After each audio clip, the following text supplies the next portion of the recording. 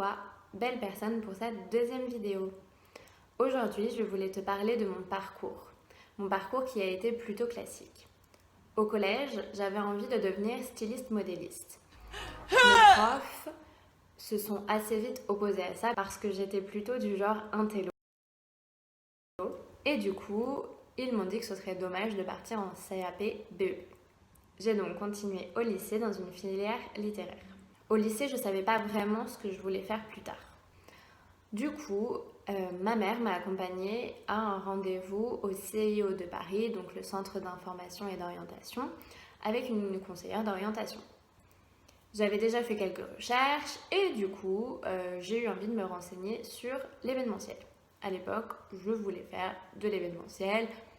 Ne me demandez pas trop pourquoi. J'ai eu cette idée. À la maison, mes parents ont toujours invité du monde. Il y a toujours eu du monde, ça a toujours été assez festif. Et du coup, voilà, du haut de mes 17 ans et de ma peu profonde connaissance de moi-même, j'avais mis le doigt sur quelque chose, c'est que j'aimais réunir les gens. Donc, je me suis lancée dans l'événementiel et pour ça, j'ai fait 5 ans d'études supérieures en marketing et communication. À l'époque, mes parents m'ont proposé de me payer une école privée et j'ai accepté. Je me suis donc retrouvée dans une école privée, choc des cultures. J'ai grandi dans le sud de l'Essonne, dans un milieu assez hétérogène, où on appartenait tous à la classe du milieu, fourchette basse, fourchette haute, mais voilà, une classe assez hétérogène. Et donc, quand j'ai débarqué dans cette école privée, eh bien, je me suis retrouvée avec des gens très aisés, voire très très aisés. Et au-delà de ça, je pense pas que l'argent soit forcément un problème. Seulement, on n'avait pas été éduqués avec les mêmes valeurs, avec la même notion de l'argent, avec la même notion du travail. Et du coup, je ne me suis pas vraiment sentie à ma place dans cette école. Heureusement, j'avais aussi rencontré des personnes plus proches de mes valeurs et de ma façon de vivre, ma façon d'avoir été éduquée. Et du coup, je ne me suis pas beaucoup posé de questions.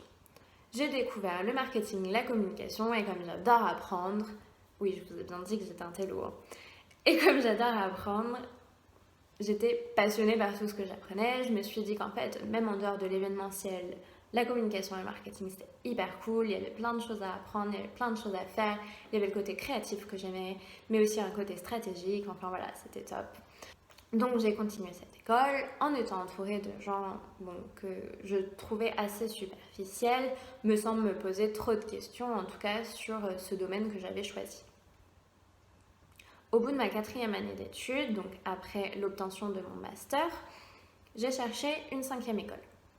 À ce moment-là, je n'ai même pas voulu tenter le CELSA, qui était la première école, parce que ce programme était réservé à une élite et que je n'ai même pas voulu tenter. J'étais persuadée que je ne serais jamais prise et que donc il ne valait mieux pas tenter. J'ai quand même postulé dans les 2e et 3e masters dans le classement SMBG des meilleurs Bac+5 en communication et marketing. Et c'est comme ça que donc je me suis retrouvée en MBA, Master of Business Administration, en marketing et communication. Alors, le nom peut sembler hyper genre waouh, elle a fait un MBA, c'est trop classe.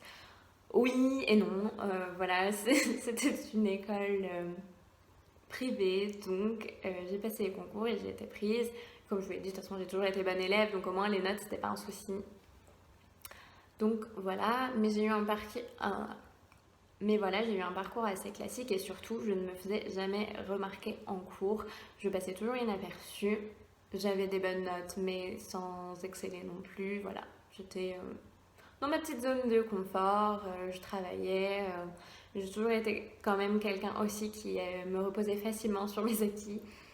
Et du coup, voilà, j'ai fait une bonne scolarité, mais sans me faire trop remarquer. Voilà, je voulais pas trop qu'on me voie, hein. Si je pouvais rester dans l'anonymat le plus total au fond de la classe, c'était très bien aussi. Donc voilà, j'ai fait ce parcours-là, donc j'ai eu mon diplôme et à la fin de mon diplôme, mon copain de l'époque voulait partir aux États-Unis pour parfaire son anglais, pour pouvoir obtenir son TOEIC, pour pouvoir obtenir son diplôme. Parce que lui aussi, il était en école supérieure. Et Du coup, je me suis dit, bon bah, quitte à être sans lui pendant plusieurs mois, autant que je parte moi aussi, parfaire mon anglais, ça me sera que bénéfique pour ma carrière. Donc, ni une ni deux, je me décide à partir plutôt. Donc, lui partait aux États-Unis. Moi, j'ai décidé de partir de l'autre côté de la planète, en Nouvelle-Zélande.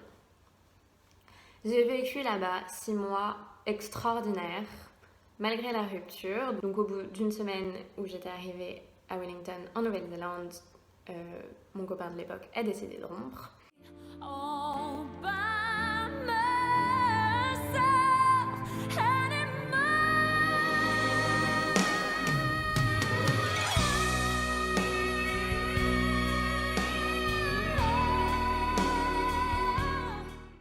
Mais j'ai décidé d'aller de l'avant et de vraiment de faire cette période la meilleure période de ma vie. Du coup, là-bas, j'avais du temps libre. Au début, j'allais à l'école le matin, puis je m'occupais de la petite l'après-midi, donc je n'en avais pas tant que ça. Mais c'était quand même très agréable de pouvoir m'occuper de la petite l'après-midi et ensuite d'être libre dans les soirées, dans les week-ends. J'ai rencontré énormément de gens du monde entier. Il y avait beaucoup d'Allemands, mais j'ai quand même rencontré des gens d'autres nationalités. J'ai rencontré des Français aussi, évidemment. Et du coup, ça, c'était vraiment extraordinaire. J'étais dans une école de langue et c'était des promotions qui finissaient et commençaient quasiment tous les mois. Donc en 3 mois d'école, j'ai vécu 3 arrivées et départs de formation. Donc voilà, ça changeait tout le temps. Et donc les classes aussi, on pouvait changer d'un mois à l'autre. On pouvait changer d'une semaine à l'autre de niveau en faisant un test. Ou alors même changer de thématique de classe. Enfin voilà, j'ai vraiment rencontré des personnes du monde entier, c'était génial. Ensuite, j'ai aussi pris 1 mois et demi à la fin de ce cursus-là, de 3 mois d'école, pour voyager dans la Nouvelle-Zélande. Donc, j'ai voyagé dans toute l'île du Nord et dans toute l'île du Sud. J'étais entourée par la nature, j'avais du temps libre, c'était génial, mais j'avais une petite voix dans ma tête qui me disait « Roxane, ce n'est pas la vraie vie.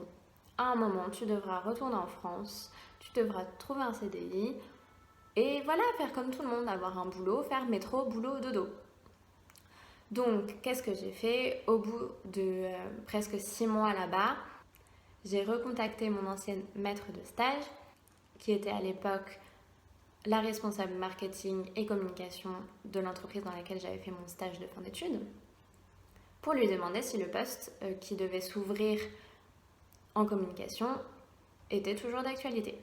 Au bout d'un Skype, elle m'a envoyé le descriptif de poste, je lui ai répondu que j'étais intéressée, et donc j'ai pris mes billets en français, pour rentrer en France une semaine après. Quand j'ai atterri à Paris, croyez-moi, ça m'a fait tout drôle. Il faisait gris dehors, j'avais galéré à rentrer, j'ai cru que j'allais jamais rentrer, mais bon, ça c'est une toute autre histoire. Du coup, j'ai atterri, j'ai pleuré. Et je savais même plus si c'était la tristesse de rentrer, la joie, le soulagement de retrouver ma maison. Et encore, mes parents avaient divorcé entre-temps, donc j'avais perdu la maison dans laquelle j'avais grandi. En tout cas, pour ceux qui ont voyagé pendant longtemps, je pense que vous savez ce que ça fait. On atterrit, et là, c'est comme si on se réveillait d'un long et doux rêve, et qu'on se rend compte que tout est fini. C'est une sensation extraordinaire, assez douloureuse sur le coup quelque part, mais qui vaut vraiment la peine d'être vécue. Une fois de plus, je m'éloigne du sujet. Donc voilà, je suis rentrée en France et après toutes ces aventures, j'ai fait mon premier entretien donc avec la responsable marketing et communication qui s'est bien passé. J'ai passé mon business case et là, business case égale étude de cas, pardon. Et là, la cata. Je me suis dit que j'avais totalement échoué, totalement foiré mon étude de cas. Du coup, quand je suis rentrée d'Aveyron, où j'étais avec ma meilleure amie, j'ai cherché un autre poste qui me permettrait d'avoir de l'argent en attendant de trouver un travail, un CDI en marketing et communication. J'ai donc trouvé un boulot de pionne, de surveillante, dans le lycée où j'avais moi-même passé mon bac, enfin, où j'avais étudié pour passer mon bac. Je n'ai même pas fait 3 semaines là-bas parce qu'en fait, Étant rentrée de vacances lui-même, le patron de l'entreprise où j'avais postulé m'a rappelé pour passer l'entretien final et j'ai été prise. Comme quoi, à l'époque, j'avais vraiment pas confiance en moi. Et donc, c'était parti. À 25 ans, enfin, même pas, à 24 ans, à 2 semaines près, mais bon, ça compte. À 24 ans, j'avais décroché mon premier CDI, ayant passé d'un entretien dans seulement une seule entreprise. Ce qui est assez rare. Donc, je pouvais enfin souffler un petit peu et être un peu fière de moi. Bon, fierté modérée, parce que je me connais, c'était bien, mais je me disais, il faut encore que je valide ma période d'essai, etc., etc. Donc voilà qu'à 24 ans, j'étais diplômée d'un bac+5 et je rejoignais ma première entreprise pour mon premier CDI en événementiel et responsable support de vente, donc un poste qui me convenait tout à fait.